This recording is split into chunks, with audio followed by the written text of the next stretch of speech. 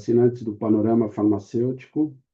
Eu sou Ricardo Meirelles de Faria, sou economista da Linus Galena Consultoria Econômica, sou também professor da Escola de Administração de Empresas de São Paulo, da Fundação Getúlio Vargas, e também sou pesquisador do Centro de Excelência em Varejo, do FGV-SEB, um dos institutos de pesquisa da FGV.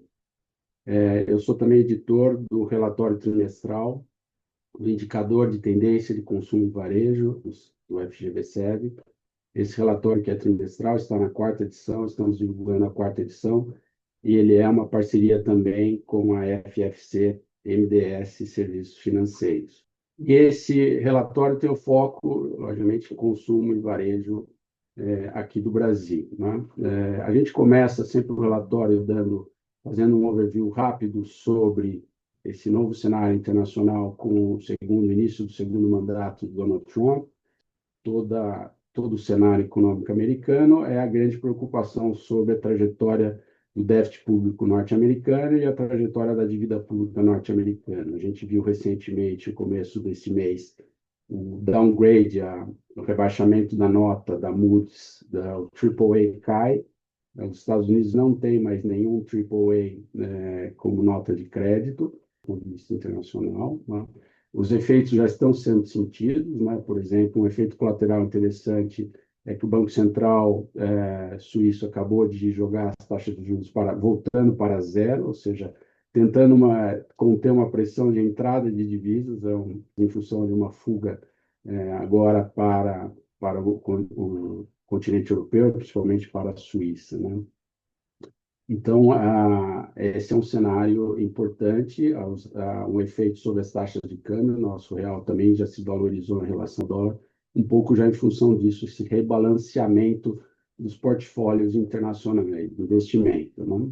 No fronte doméstico, a principal assunto é, sem sombra de dúvida, nosso problema fiscal, o problema do déficit fiscal e o problema da trajetória da dívida pública, né? Não há, o que a gente vê recentemente, ao longo do tempo, não há um consenso entre executivo e legislativo federais de como conter esse déficit fiscal, né? As propostas não se alinham entre os dois entes federais, e o que a gente espera, então, é que o executivo, o ministro da Fazenda, Haddad, vá buscar entregar, sem uma possibilidade de uma reforma mais estrutural ao longo deste ano e do próximo ano, que já é um ano eleitoral, ele vai entregar o mínimo possível exigido pelo arcabouço fiscal, que é o déficit de 0,25% do PIB para 2025, 2026, né?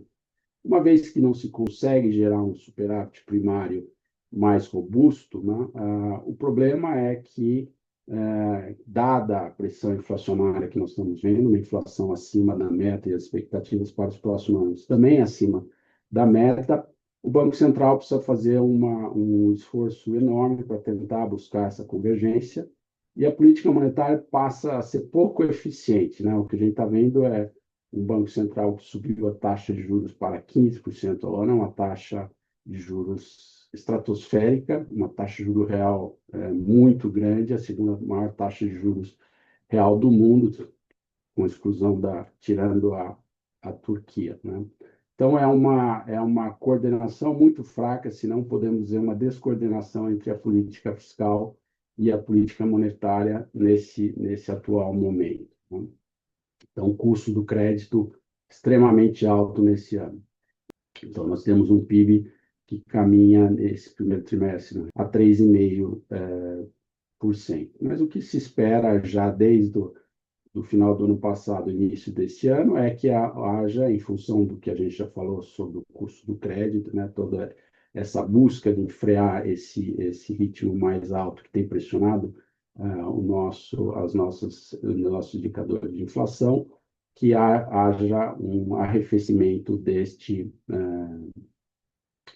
ritmo, né? Então, a nossa projeção é que o PIB se encerre esse ano a 2,3%, a nossa expectativa, nossas projeções para o PIB desse ano em 2,3%, e também a expectativa para o PIB de 2026.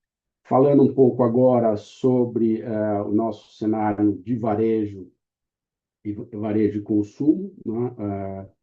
O, Logicamente, o varejo ele também tem essa tendência de se arrefecer ao longo de 2025.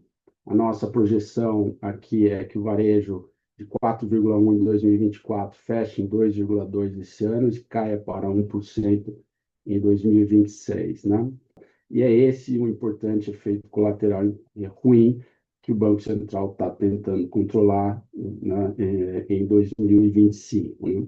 Em relação ao custo do crédito, a gente acompanha um pouco o total dos recursos livres, o custo do crédito e recursos livres. Esse custo subiu de 40,7 para 47. A nossa projeção é que chegue em 47,9 no final do ano. Ele está atualmente em 45,3, o último dado divulgado pelo Banco Central de abril de 2025. E a inadimplência das carteiras que fechou o ano em 3,5% deve fechar esse ano em 4%, também um indicador bastante importante, né?